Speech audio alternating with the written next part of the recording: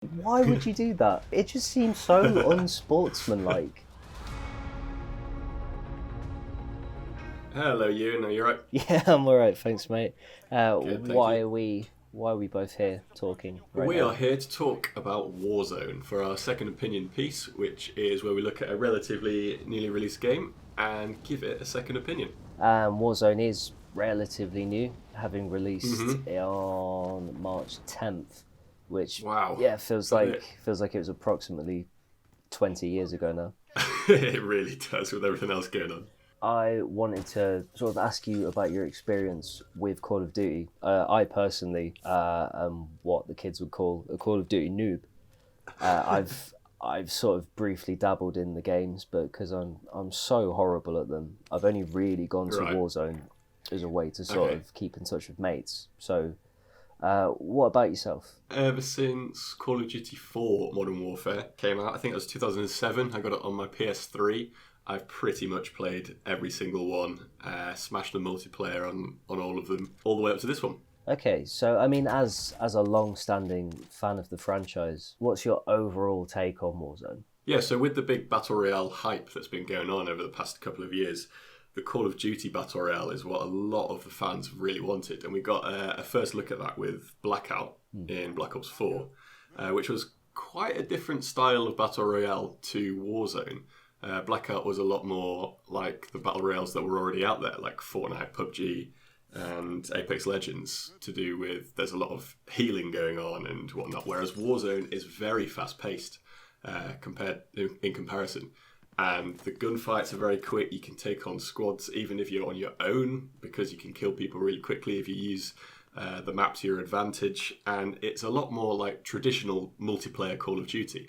And they've thrown in a lot of new things as well. So, I mean, my take on it is that I really enjoy it, but my understanding is that it's very kind of catered to newcomers. And I say this as someone who has tried. I tried the Modern Warfare 2019 multiplayer when it Yeah, first came out, and that was just not for me. yeah, Again, it's fair it's enough. entirely down to my skill. It's not a criticism at all of the game. It just doesn't click No, with me. there is a different playstyle for sure. Yeah, and I mean, I think there's just something slightly more accessible about Warzone, and I think a big part of that comes down to the sort of focus on playing with friends. At least for me, as I say, it's been a way to sort of stay in touch with mates during lockdown, going on voice chat and just sort of diving in and coming up with sort of like strategies and techniques. Yeah, That's been great. that's one thing I'd agree with you on because the first time I actually played it, I played it solo, so I jumped in with some random people, and I really didn't enjoy it. Like the gunplay was fun. It was I like being able to kill people quickly, and like in other battle royales, if you hit loads of bullets into someone, they can run away and heal up and then come back and kill you, whereas they can't in Warzone. I don't know, it just didn't really click. But then I started playing it with friends, and I learned to love it. And just messing about with mates. A lot of games are better when you're messing about with mates. Let's be honest, but this was a lot more fun. Yeah, for sure. And I think just the sort of the size of the map means, and again, I'm not really that familiar with most battle royales. I've played a bit of Fortnite, but the Right. size of the map in Warzone, to me, it always feels like there are sort of different strategies you can adopt every time. Like we have sort of certain areas that we love to drop, and when we go there, we know exactly what we're gonna do. Like we go to prison and we take the towers straight away.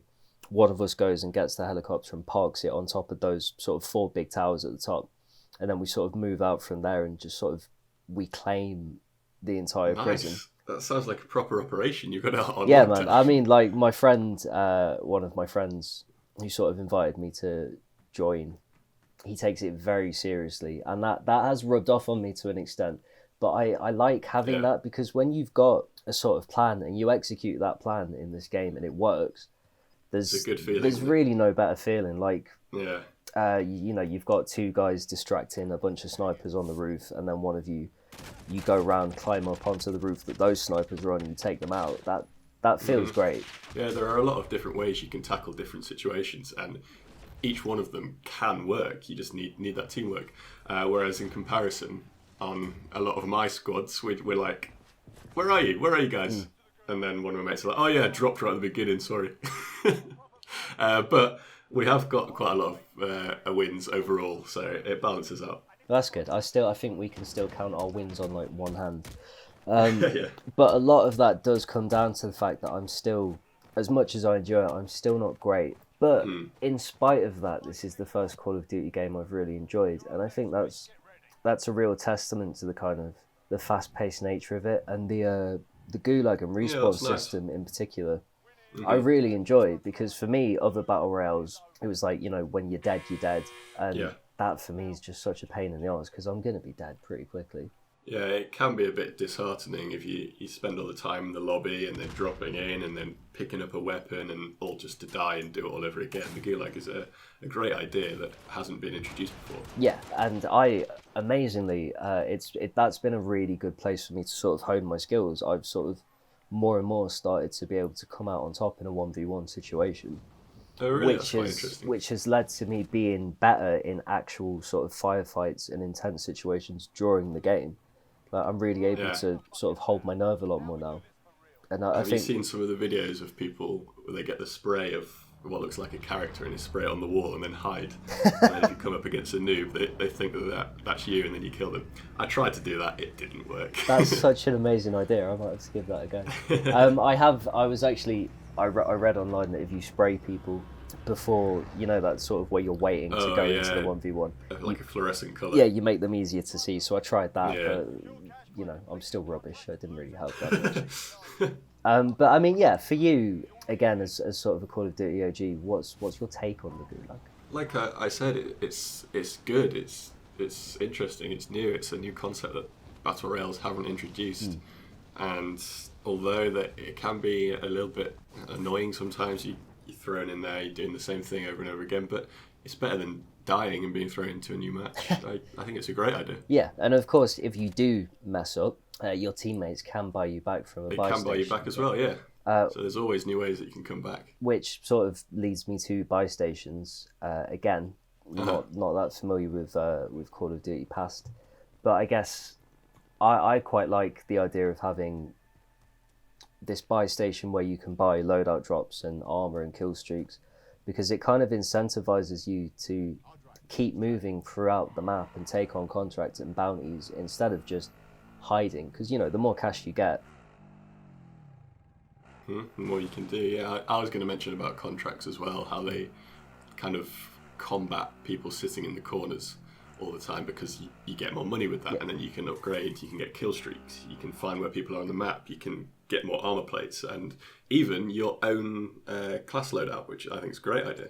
Yeah, that's a really nice touch, and I've kind of been working to sort of see what works for me as I've been going through, but being able to sort of scroll through different loadouts when your loadout box drops, I think is really handy. But like you say, you can sort of, I guess, camp. By that definition, you can sort of hide out, but that's not, you don't win by doing that. Your best bet is to sort of, you can take certain areas and you can stay there and you can hold out for as long as possible, but you've always really got to keep moving to make more money, to get more loot, to sort of gear up so you stand the best possible chance in the final circle. The way that the gas moves in this game as well is the circle moves in a lot quicker than most of the battle royales as well. So if you don't keep your wits about you can get stuck in the gas. And there's definitely a difference between camping and using the map to your advantage. Yeah. So you can look where the circle's coming in and go, oh, there's a building up there that we can use, and we can go up and look down at people coming in from the storm. There's a massive difference in that. Yeah, there's an inherent,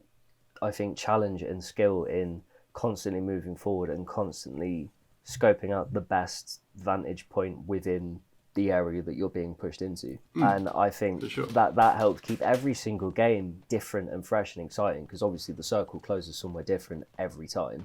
So you're always kind of making your last stand in a completely different area. And I find that fascinating, although I do rarely make it to the final circle. It's a cool concept how it is the same map, but no game is the same. However, we've seen with other games that they've updated the map as time's gone on. People possibly get bored of the same map. Do you reckon they might do the same thing in the future with Warzone? I would be surprised if they didn't.